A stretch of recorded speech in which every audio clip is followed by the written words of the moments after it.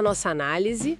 Hoje, vamos olhar bem de perto para um jogo do Brasileirão, Vasco contra Red Bull Bragantino, lá em São Januário, no dia 31 de maio. Isso mesmo. A fonte principal é a reportagem Derrota do Vasco para o Bragantino em São Januário. E o nosso objetivo aqui é destrinchar os momentos-chave dessa partida e o que esse resultado significa, né, para as duas equipes. Bom, vamos lá, vamos analisar isso. O jogo acabou 2-0 para o Bragantino. E a sensação que a reportagem passa de uma superioridade bem clara dos visitantes, sabe? Especialmente ali na primeira parte, que foi descrita como letal. Pois é. E o Vasco, por outro lado, pareceu assim, um pouco apagado, né? Meio apático. Tentou reagir depois, mas... Sim, mas a primeira impressão foi essa. E o que é fascinante aqui é o impacto direto na tabela, né? Com essa vitória, o Bragantino, pulou para a liderança provisória da Série A. 23 pontos. Uau, pressão lá em cima, então. Exato. Botando pressão no Palmeiras, no Flamengo. Já o Vasco, bom, a situação ficou um pouco mais delicada, né? Caiu para 15º com só 10 pontos. Um contraste bem grande de momento de confiança. Totalmente refletido nesse resultado. E os golos do Bragantino vieram cedo. E um deles foi muito bonito, pelo que li. Logo aos 2 minutos, já um golpe pro Vasco. Sim, canto do John. Aí o Pita desviou de cabeça na primeira trave e o Guilherme Lopes, só teve o trabalho de empurrar lá na pequena área. Entendi. Uma entrada forte do Bragantino. E o segundo gol aos 33 minutos, aí a coisa ficou interessante mesmo, né? Pela qualidade. Exatamente. Foi uma jogada bem legal do Vinicinho pela direita, cruzou na medida pra segunda trave. Aí o Pita... Nossa, mostrou muita categoria. Dominou no peito. Sem deixar cair. E... fuzilou de primeira. Golaço mesmo do paraguaio. Ali com 2-0 ficou bem confortável pro Bragantino ainda no primeiro tempo. Pois é, mostra a capacidade dele e talvez, como você disse, uma certa lentidão ali da defesa do Vasco naquele lance específico. Pode ser. Não conseguiram fechar o espaço a tempo. Com 2-0 contra o Vasco, teve que, ir pra cima, né? A reportagem fala de tentativas, principalmente pelas laterais.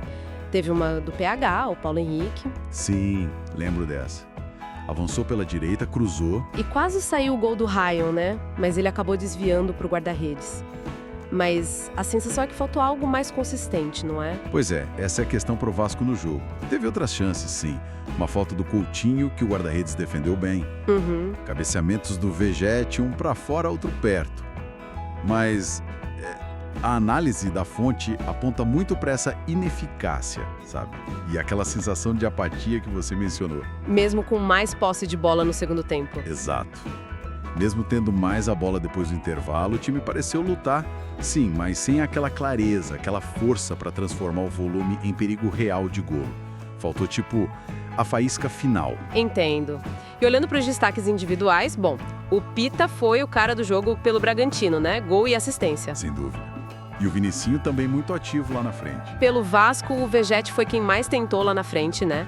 A referência buscando golo, mas não deu certo dessa vez. Ele lutou como sempre. A reportagem também menciona as substituições, né? Mexeram nos dois times. E os dados? Quase 15 mil pessoas. 14.945. Isso. E os cartões amarelos? Paulo Henrique pelo Vasco, Cleiton e Palácios pelo Bragantino.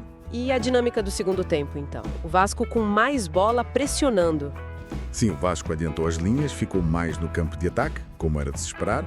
Pressionou, tentou abafar. Mas o Bragantino... O Bragantino mostrou bastante maturidade, eu diria. Controlou bem o ritmo, mesmo com menos posse. Trocou passos com calma, fez o Vasco correr. Desgastando o adversário. Exato. E ainda exploraram os contra-ataques, embora tenham errado na finalização para fazer o terceiro. Se a gente conecta isso ao cenário geral, mostra uma equipa que soube sofrer um pouco a pressão e administrar o resultado de forma inteligente.